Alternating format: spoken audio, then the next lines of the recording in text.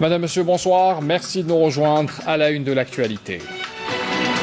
Le président de la République, Abdelmadjid Tebboune, a présidé cet après-midi une réunion avec les membres du comité scientifique de suivi de l'évolution de la pandémie du coronavirus.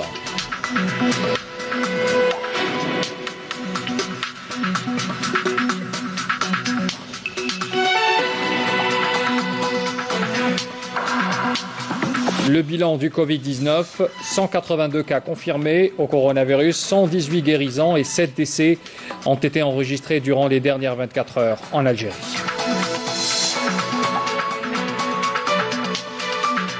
Un avion de transport militaire des forces aériennes algériennes s'est posé à l'aéroport de Niamey, au Niger, à son bord des aides envoyées par le Croissant Rouge algérien en faveur du peuple nigérien.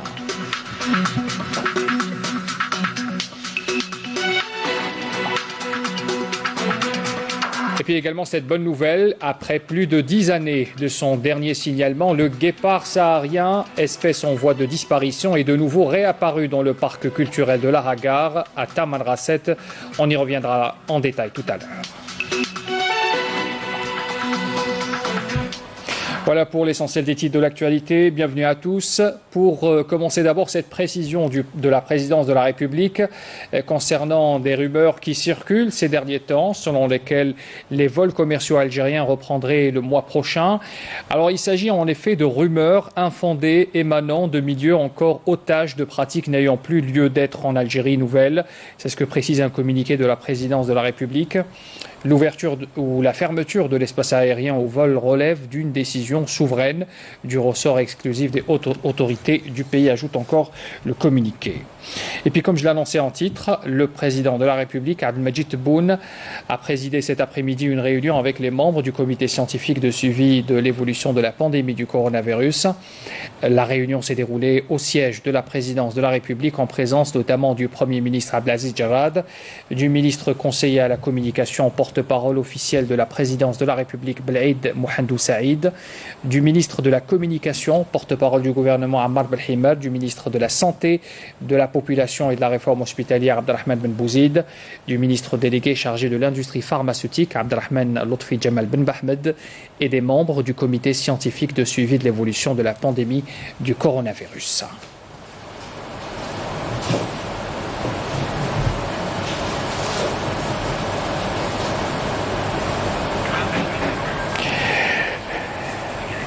Alors, il faut rappeler que cette réunion s'est tenue aujourd'hui, cet après-midi précisément, au niveau de la présidence de la République. Réunion présidée, il faut le rappeler, par le président de la République, Abdelmadjid Tebboune, qui a réuni donc les membres du comité scientifique de suivi de l'évolution de la pandémie du coronavirus.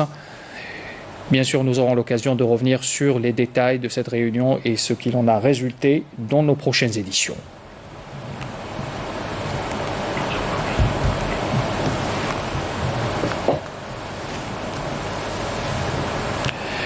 Le nouveau bilan du Covid-19 en Algérie, rendu public comme à l'accoutumée tout à l'heure, dans l'après-midi, par le porte-parole du comité scientifique de suivi de l'évolution de la pandémie du coronavirus, le docteur Djemal Fourar. Je vous invite à écouter sa déclaration.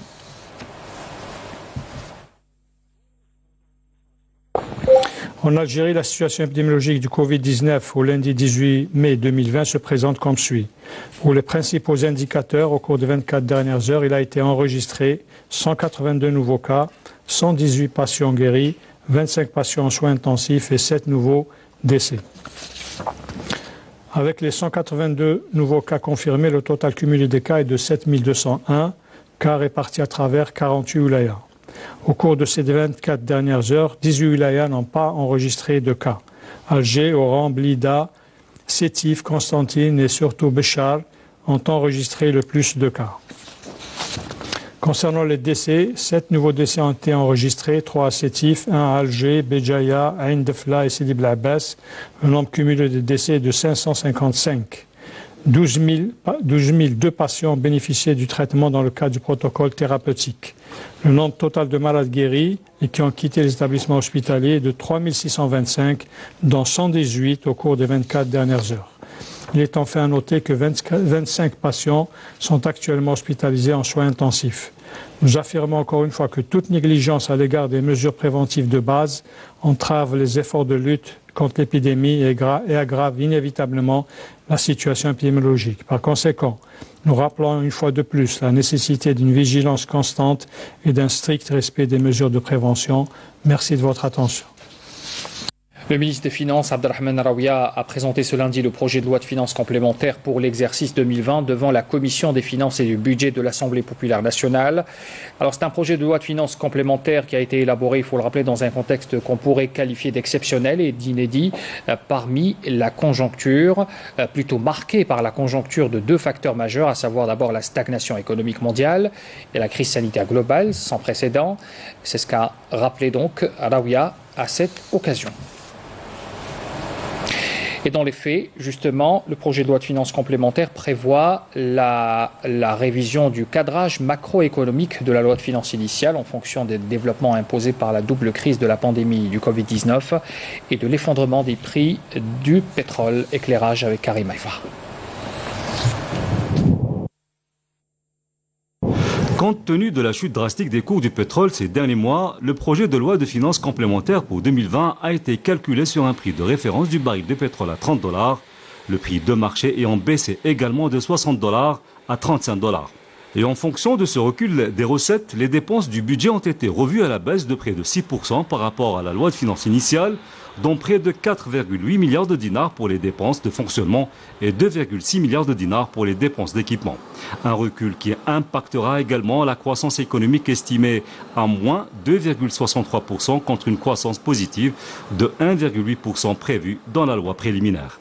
Parmi les autres mesures énoncées dans la loi de finances complémentaire 2020, figure la prorogation de la réduction de 50% du bénéfice des revenus réalisés dans les régions du Sud jusqu'à 2025, l'exonération de l'impôt sur le revenu global pour les salaires dont le montant est inférieur ou égal à 30 000 dinars et l'augmentation du salaire national minimum garanti à 20 000 dinars à compter du 1er juin. Il s'agit également, selon le texte, d'encourager et d'accompagner les initiatives de solidarité nationale et de relancer l'économie nationale en s'articulant essentiellement sur la création et le développement des start-up en leur accordant une série d'avantages. Le même texte propose des mesures pour la relance économique, y compris l'annulation de la règle 51-49 à l'exception de certaines activités d'achat et de vente qui revêtent un caractère stratégique, en plus de l'annulation du droit de préemption en cas de cessation d'action ou de parts sociales réalisées par des étrangers ou à leur profit consacrées par la loi sur la promotion de l'investissement de 2016 et la loi de finances 2010. Aussi, il a été procédé à l'annulation de l'article 16 de la loi de finances 2016 portant obligation de financer les investissements étrangers via des financements locaux ainsi que l'exonération des droits de douane et de la TVA pour 2 ans renouvelables en faveur des composants et des matières premières importées ou acquis au niveau local par les entrepreneurs sous-traitants tout en introduisant des mesures incitatives au profit des micro-entreprises et autorisation d'importer des véhicules touristiques neufs par les concessionnaires automobiles. Un avion de transport militaire des forces aériennes algériennes s'est posé à l'aéroport de Niamey au Niger, à son bord des aides envoyées par le Croissant Rouge algérien en faveur du peuple nigérien. Sid Ahmed Boulaïb. C'est l'ambassadeur d'Algérie au Niger qui était à l'accueil dès l'arrivée des aides humanitaires composées de produits alimentaires et matériaux pharmaceutiques. Cette opération rentre dans le cadre des aides humanitaires que l'Algérie a offert au Niger et sous la supervision du Croissant Rouge algérien. On remercie l'armée nationale populaire pour les efforts consentis lors de cette opération. Dieu merci, on a réussi à ce jour à mener à bien l'opération dont nous a confié le haut commandement de l'armée nationale populaire qui s'est déroulée dans de bonnes conditions grâce à l'entraide des membres de l'équipage en plus de l'expérience acquise lors des précédentes opérations. Nous sommes fiers d'accomplir ces opérations nobles et humanitaires. Pour rappel, les avions de l'armée nationale populaire ont contribué au transport de 150 tonnes de produits médicaux au profit du Niger par l'intermédiaire de 5 vols, ce qui reflète l'engagement continu de l'armée nationale populaire dans ces nobles causes. Une rencontre a été organisée aujourd'hui par le Haut Conseil islamique qui a réuni de nombreux experts et économistes afin de débattre et proposer des idées de relance de l'économie nationale après le Covid-19. Les détails avec Walid Yousfi. La relance de l'économie nationale après la pandémie du coronavirus C'est l'objet de cette conférence de presse qui a vu la participation d'économistes, de chercheurs, mais aussi d'experts. Le décollage dépend de trois choses. Il dépend, de la durée de la période de confinement. Deuxièmement, de l'étendue du confinement. Si le confinement touche tous les secteurs, y compris les secteurs prioritaires, qui sont les secteurs de services, parce que ce sont les services qui font tourner la machine économique, le décollage va être plus long. L'étape du déconfinement constitue elle aussi un enjeu majeur pour la relance de l'économie nationale. Le déconfinement ne se fait pas pour tous les secteurs, pour toutes les zones, toutes les régions et pour toutes les activités de la même façon. Donc je plaide en faveur d'une instance de coordination, comme ça existe dans beaucoup de pays, comme l'instance qui lutte contre le Covid. Il y a une instance qui programme et qui fait les réglages nécessaires entre les secteurs et le système financier, entre les acteurs économiques et l'État. Il va y avoir une opportunité parce qu'il y a un certain nombre de pays qui ont constaté leur vulnérabilité vis-à-vis vis-à-vis des importations, donc lointains, notamment vis-à-vis de la Chine, et qui seront tentés de relocaliser un certain nombre d'industries, et la relocalisation sera régionale. L'Algérie a des atouts à faire valoir à ce niveau-là. Favoriser l'investissement local, encourager le tourisme, développer l'économie numérique, autant d'idées présentées lors de cette rencontre, des propositions qui restent, selon les experts, un levier pour la relance de l'économie du pays. Lancement hier de la campagne nationale du don de sang au profit des centres de transfusion sanguine, organisée par la Direction générale de la Sûreté nationale. Cette campagne, qui s'étalera jusqu'au 19 mai, intervient dans une période difficile où les stocks dans les banques de sang ont considérablement diminué en raison de la pandémie. Retour sur le lancement de cette campagne en présence du directeur général de la Sûreté nationale, Khalifa Ounissi, au niveau du centre médico-social Omar Haraïk. En réponse à l'appel du devoir, cette opération humanitaire lancée au sein des rangs des éléments de la Sûreté nationale vise à fournir cette matière vitale aux différents établissements hospitaliers et centres de transfusion sanguine. Organisée en coordination avec l'Agence nationale du sang et l'Union nationale des donneurs de sang, cette action concernera l'ensemble des wilayas. L'opération qui a débuté aujourd'hui s'étalera jusqu'au 19 du mois en cours et touchera l'ensemble des services de la Sûreté nationale à travers tout le territoire national.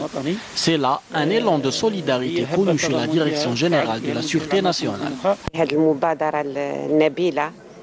Cette belle initiative honore tous les fonctionnaires de la Sûreté nationale pour sauver des vies.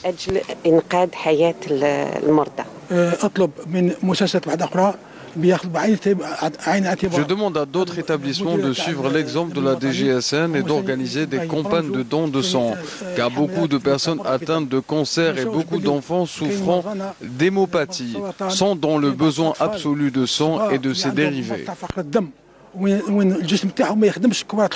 La DGSN a mobilisé tous les moyens nécessaires pour réussir cette campagne qui vise également à accompagner les efforts des pouvoirs publics dans la lutte contre le Covid-19.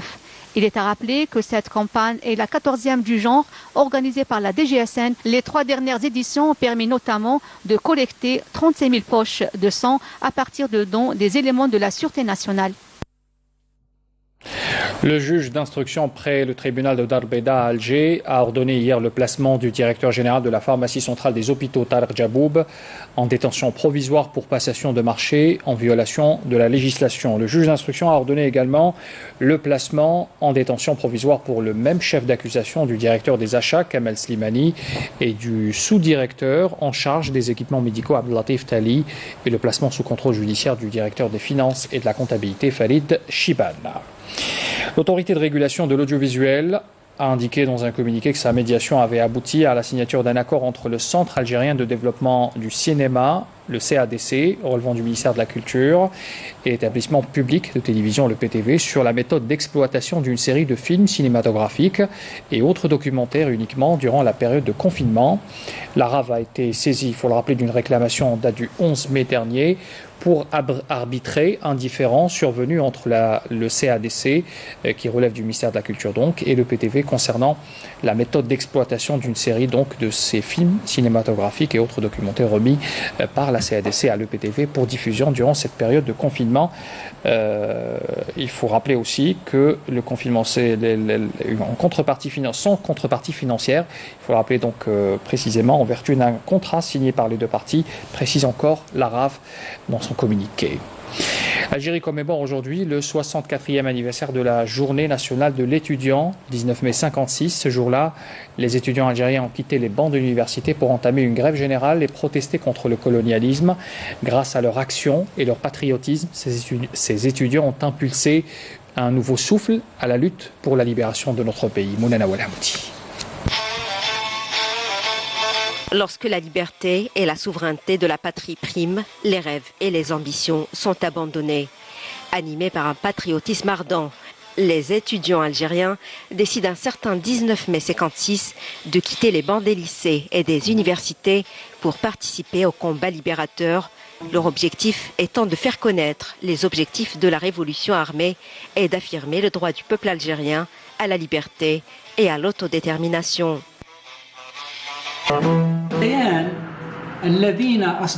Le célèbre communiqué du 19 mai 56 a été publié par un groupe d'étudiants algériens au nombre de 183.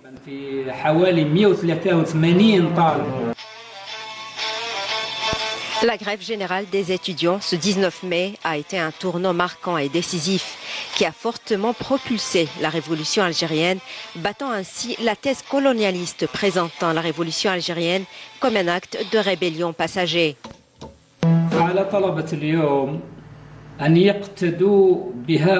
Les étudiants d'aujourd'hui doivent tirer des enseignements de leurs prédécesseurs et se retrousser les manches pour construire l'Algérie de demain.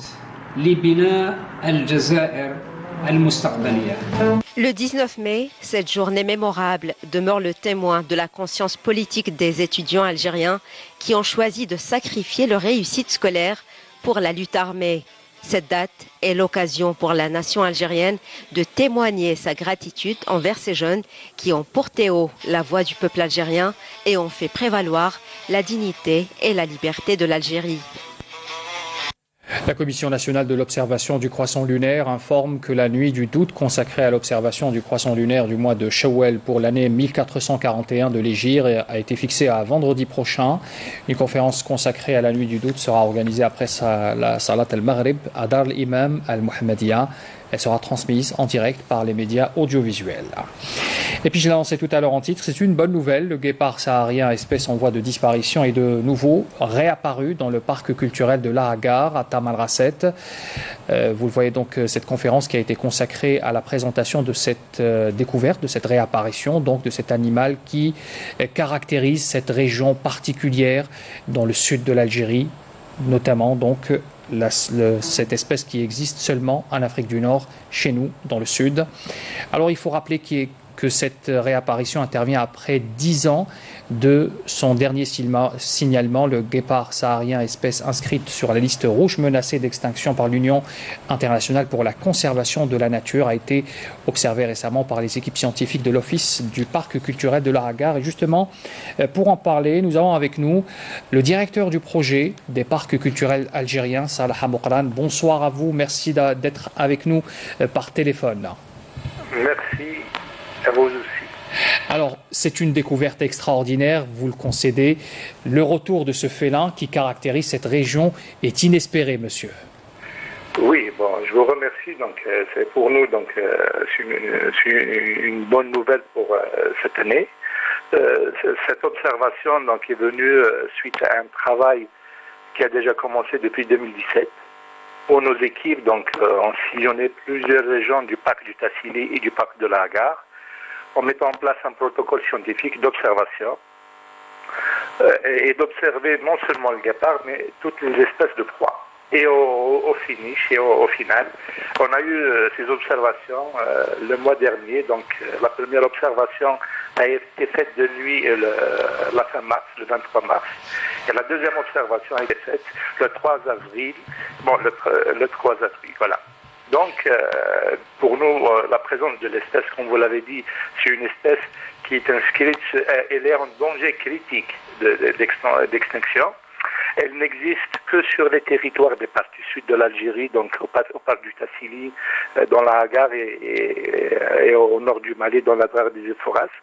Donc cette espèce est emblématique de ces régions et sa présence, nous renseigne, bien sûr, même si elle est en voie de disparition, nous renseigne aussi sur l'intérêt de tout le système, de toute la chaîne alimentaire et de la bonne santé. Monsieur Salah Hamoukran, juste une question, si vous le permettez. Un travail énorme a été fait, justement, un travail qui, vous venez de le rappeler, depuis 2017, pour observer cet animal. C'est très difficile de l'observer dans son milieu naturel. Est-ce qu'on a une idée sur le nombre d'individus au niveau du sud algérien aujourd'hui, ou encore, c'est encore tôt très tôt pour le définir? Oui, bien sûr. D'ailleurs, notre travail d'aujourd'hui vient aussi suite à un travail qui a été déjà fait durant l'année 2008 dans le parc de la Hagar par l'un de nos collègues universitaires de l'université de Béjaïa, M. Faïk Belbachir, qui a déjà publié les résultats de ses recherches de 2008. Et lui, donc, dans l'analyse qui a été déjà faite, et je vous informe aussi, c'est lui qui est en train de travailler avec nous dans le cadre du projet de coopération pour la conservation de la biodiversité des parcs. Donc il a estimé le nombre à presque 200 individus. Donc ces individus c'est des groupes fragmentaires. Donc on a des groupes dans le Tassili, dans le Hagar, dans la Drare des Euphoras, ce qui rend aussi difficile la mise en place d'un plan de conservation, parce que déjà le nombre d'individus est très très très très réduit par rapport aux populations viables dans les territoires. Merci. Monsieur Salah Hamoukran, je rappelle, vous êtes le directeur du projet des parcs culturels algériens. Merci pour toutes ces précisions. On rappellera bien sûr que cet animal qui est en voie de disparition revient peu à peu. C'est une bonne nouvelle. Nous devons protéger notre patrimoine floristique et faunistique surtout. Encore une fois, donc un message adressé à nos concitoyens qui sont à notre écoute. Merci encore une fois, Monsieur Salah Hamoukran, pour votre intervention dans ce journal. Nous poursuivons notre découverte de l'art rupestre d'Al-Bayet, précisément entre Al-Bayet et l'oasis de Brézina. Le lieu-dit El Fara abrite de superbes gravures rupestres d'animaux sauvages ayant vécu dans cette région qui naguère était une savane. Rahim Abdelaziz. Au pied des massifs montagneux d'Ersor, des blocs de grès abritent de nombreuses gravures rupestres. Il s'agit de scènes représentant des animaux.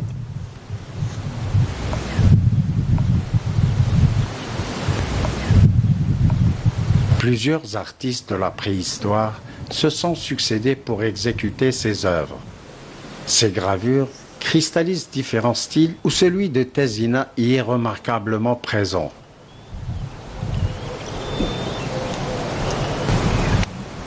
L'endroit est aussi habité par des fouettes-queues.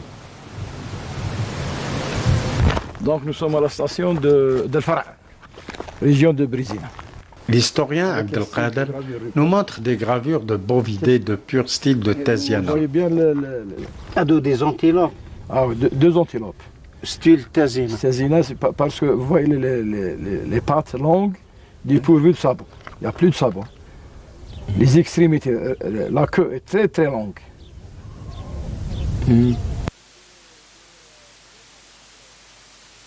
Le rocher est très petit.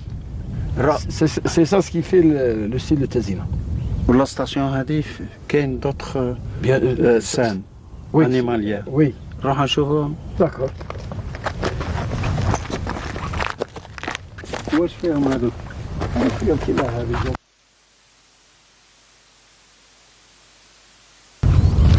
Plus loin, on découvre également d'autres gravures qu'abritent d'énormes blocs de grès. Il s'agit de gravures aux figures des animaux sauvages et un imposant bélier à tête sphéroïde. Au-dessus, le tableau est altéré à cause de l'érosion.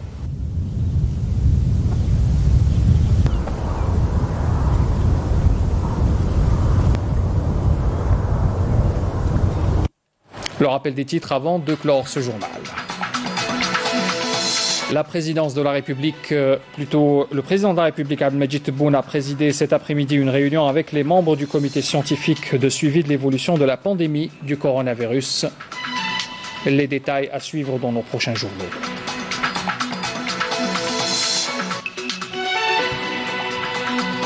Le bilan du Covid-19 en Algérie, 182 cas confirmés, 118 guérisons et 7 décès ont été enregistrés durant les dernières 24 heures.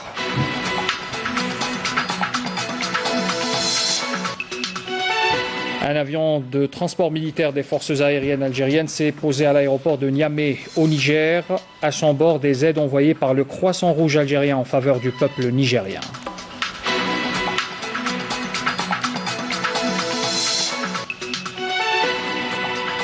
Et puis bonne nouvelle, après plus de 10 années de son dernier signalement, le guépard saharien, espèce en voie de disparition, est de nouveau réapparu dans le parc culturel de l'Aragar à Taman Rasset. On estime à plus de 200 le nombre d'individus qui sont présents jusqu'à l'heure. C'est la fin de ce journal, merci de l'avoir suivi. Les adresses pour les replays et les infos en continu s'affichent en bas de votre écran. Très bonne soirée à tous, Sahaf Tourkouma demain.